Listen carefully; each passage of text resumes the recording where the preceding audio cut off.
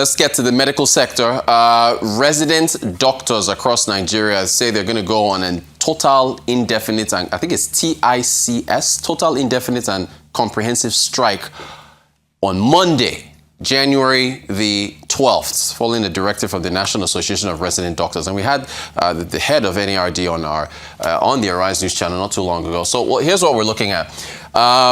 They're saying they have 9 key demands that need to be met to avoid this strike going forward. And I think the Association of Resident Doctors in Abuja and Abeokuta chapters have joined them in solidarity. There's a number of demands. They want the reinstatement of 5 doctors that were dismissed from a teaching hospital in Lokoja. They want past due promotions to be reinstated. There's also arrears for benefits owed, salaries. There's a lot. So Monday is the deadline, and we're happy to have in our Abuja studio a player in the medical sector, Dr. Agbor Neji Ebuta, is a consultation family physician, and he has thoughts on this matter. Doctor, Happy New Year to you. Thank you so much for joining us. So I guess, where are you in this? I wanted to find out what sector you play in. Thank you, Rotus. Thanks for having me. Great. Are you in the public sector or private sector? Where are you? Well, I'm in a bridge because I play in all the sectors, and more importantly, I play on the side of the common man, the Nigerian. I speak to the facts as much as possible because in everything we do, we need to be able to contextualize things.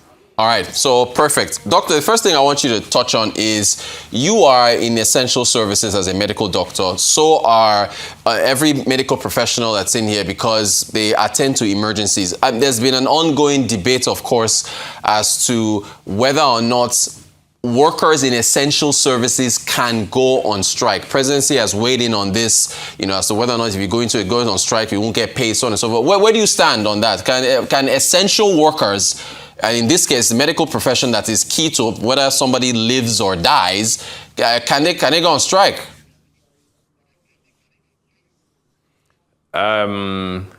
As we speak, there's a strike going on in New York City by medical workers. As we speak, there's a strike that started on the 5th of January in France by doctors. In New Zealand, there's also a strike going on right now. And in South Korea, there's a strike. Strikes they are very useful instruments in the hands of unions as negotiating instruments, and they are critical in achieving outcomes, especially when you have very difficult situation and there's no other option. But in this context, when you deploy such interventions, you need to also look at all the other dynamics. The resident doctors contribute maybe 14,000 doctors to the Nigerian workspace. They account for 40% of the doctors in Nigeria. They account for maybe 60% of most of the work that the doctors get to do in Nigeria. So imagine that number down in tools. We have it is going to be significantly very disruptive. We are going to have an immediate spike in the 70% out of patient expenditure, because 70% of the Nigerian population are estimated to pay for services from out of pocket. That number will spike immediately into the region of maybe 90–95%. It will mean that out of a total population of 240 million Nigerians, about 224 million Nigerians will suddenly, or 16 million Nigerians will suddenly have to pay for services out of pocket to private facilities. This would mean that their expenditures will increase by maybe 100%, 500%, 1,000%. You never can say. It will depend on the diagnosis. So it's really a difficult situation, but you must also see the other part of the resident doctors. We only have about 55,000 doctors in Nigeria. If we go by WHO, a ratio of 1 to 600, we should have 400,000 doctors. 400,000 doctors. And when you do the maths, we are looking at just about 13% plus or minus. So we just have 13% of the number of doctors we actually need to cater for the populace. So there's a huge gap. So we're already struggling. So by the time you delete those players, you reduce that space, people are going to suffer. So it's going to mean that there's going to be blood on the table. Should we sacrifice this option, sacrifice resident doctors on the platter of trying to say, okay, we don't want people to die?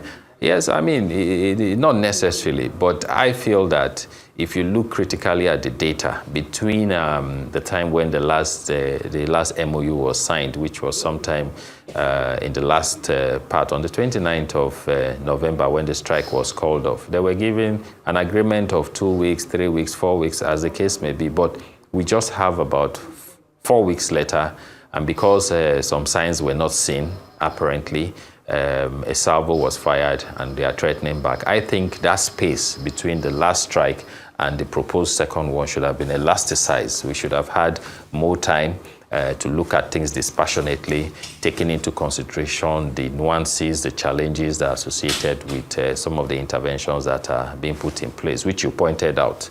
For example, the issue with the Lokoja doctors, the 5 Lokoja doctors that had varying levels of punitive measures imposed on them. These are actually union officers. So you also want to be able to balance things and protect union officers so that they can continue to agitate for all of us. But again, you also need to be able to contextualize it and say, okay, what has been the response from the other side? So based on the information we have, the senior staff committee had sat and dismissed 2 of these doctors, which is a very difficult situation. You put people out of salary and they cannot feed their families and all of that. And 2 of the other doctors were reprimanded, and the 5th one did not even have the opportunity to defend herself. So what the Federal Ministry of Health and some other government apparatchiks have done is that they were able to set up a committee, and the committee now made certain recommendations. The summary of that recommendation is that these 5 should be restored into the civil service. The only proviso where there's some contention is that out of the 5, 2 of the doctors who were initially terminated will not resume at Lokoja. Now, that is the bone of contention. NARD insists that these people must go back to Lokoja and face the demons, or they must face the people who, in the first instances, put them out of work. And the committee is saying that, no, let's see how they can be absorbed in other teaching hospitals, so that, of their choice, so that you do not have a situation where institutions, there's a challenge about, do you stand with the institution or do you stand with individuals, and how do you balance it? In any case, that debate is still going on.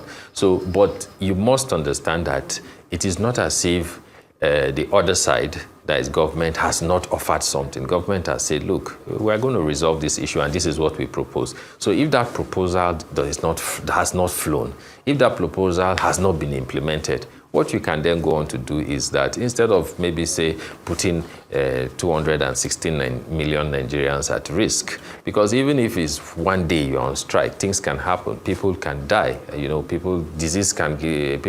Morbidity, that is patient's disease, can get worse. So we should find ways to elasticize the period. We shouldn't call for strikes every 2 weeks, every 4 weeks, as the case may be. I mean, those are strategic pressures. Yes, those are strategic pressures. They can push government to do what government needs to do.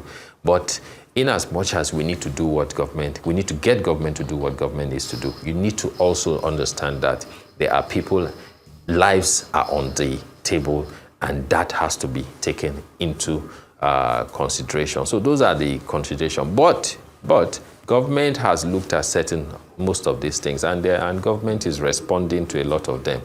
For something like the professional allowance that NARD has advocated for, what government has done, and this is in public space, is that government has assured NARD and every other organization, the JOHESU and the nurses and the other allied health workers, that they are going to receive 45% adjustment up for all of those special allowances. Now, because that came up sometime towards the end of November, it resulted in a sudden new expenditure, 90 billion naira. So it was between November 29th and, this period that government would have to raise 90 billion naira, cross all the T's, dot all the I's, make sure that the money is on ground and disburse it.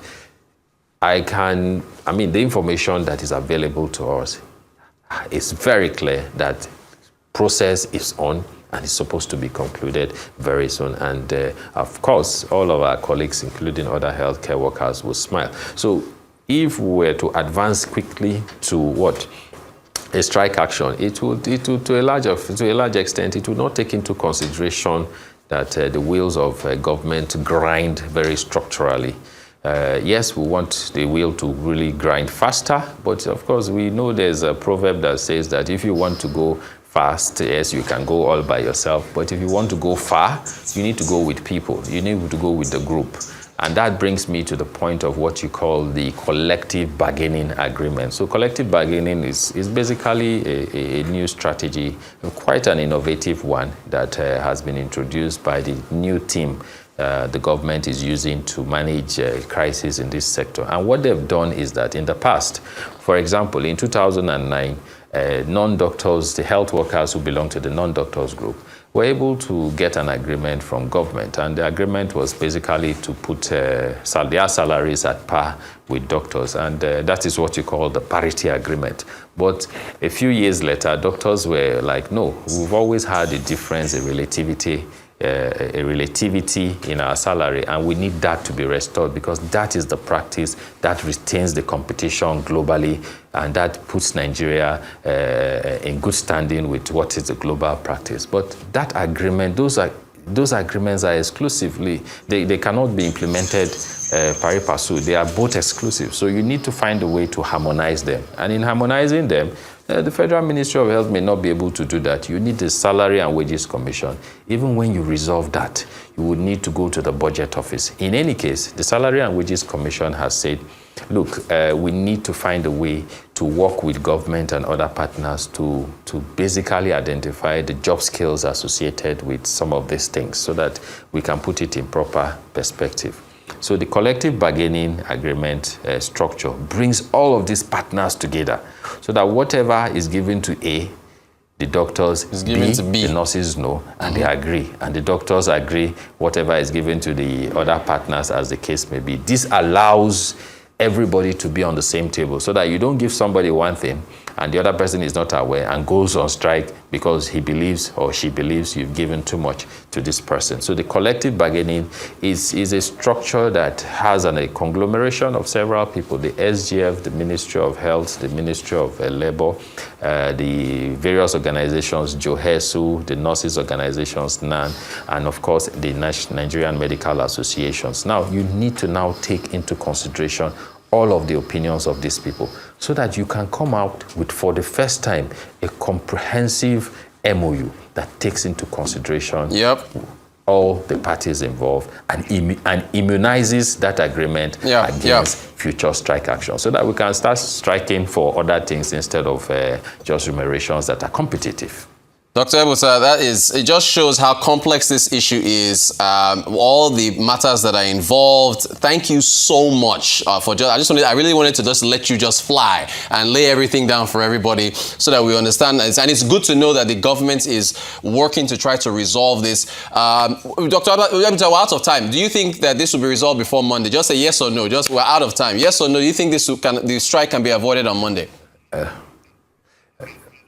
I'm very, very optimistic. NARD has a structure to call off this strike and they go back to the drawing board and create a space for an opportunity to prevent lives from being lost, at least in the short run, and allow government to put those frameworks and structures in place that will guarantee life to be protected in the medium to long term. Dr. Agbor Neji Ebuta, family physician, thank you so much for laying the groundwork down to what needs to happen for this strike to be called off, and we really appreciate your time. Thank you so much joining us there live from our Abuja studios. All right.